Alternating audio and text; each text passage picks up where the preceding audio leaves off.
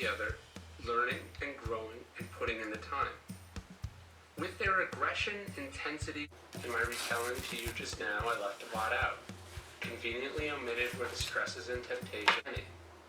During a period of about 6 months in 2014, its founder, who I deeply admired since I was a young man, was unceremoniously fired by his own hand-picked board of directors of me, one right after another.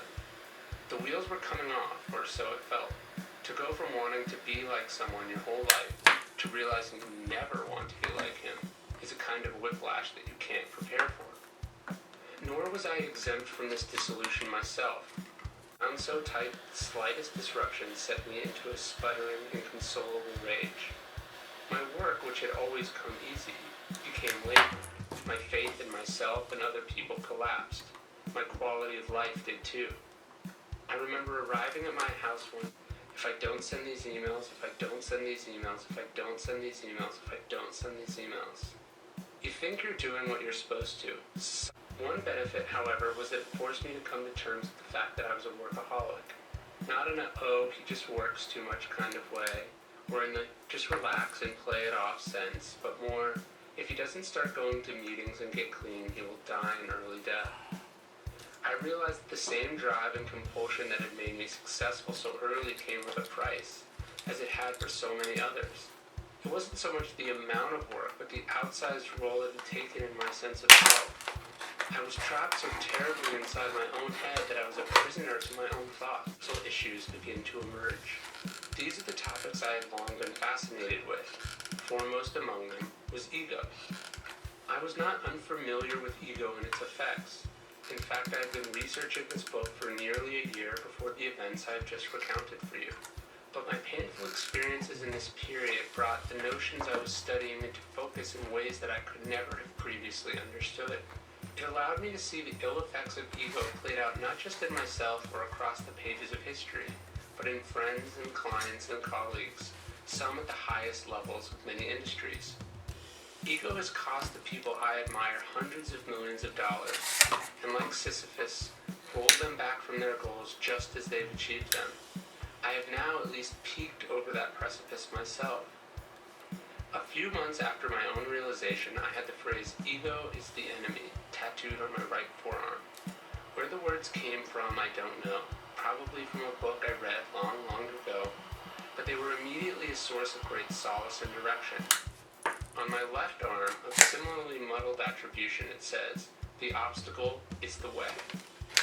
It's these two phases that I look at now every single day and use them to guide the decisions in my life. I can't help but see them when I swim, when I meditate, when I write, when I get out of the shower in the morning, and both prepare me, admonite sectabor hetor. And because I've found these questions to be timeless and universal, except for this note, I've tried to rely on philosophy and historical examples in this book instead of my personal life. The history books are filled with tales of obsessive, visionary geniuses who remade the world in their image with sheer, almost irrational force. I found that if you go looking, you'll find that history is also made by individuals who fought their egos at every turn, who eschewed the spotlight and put their higher goals above their desires for recognition. Engaging with and retelling these stories has been my method of learning and absorbing them. Like my other books, this one is deeply influenced by Stoic philosophy, and indeed all the great classical thinkers.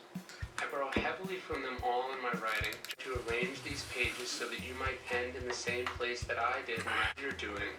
Your worst enemy already lives inside you, your ego. Not me, you think.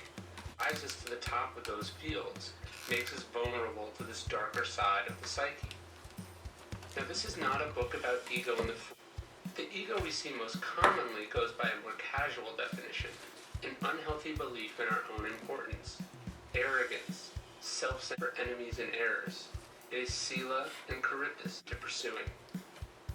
The pioneering CEO and forgo validation and status. Our ambition will not be grandiose but iterative, one foot in front of the other, learning and growing and putting in the time.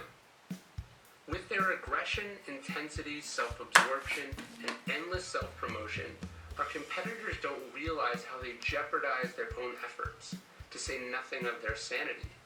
Artist who must sacrifice his health for his work, where they are both divorced from reality and divorced from other people. We will be deeply connected, aware, learning from it all.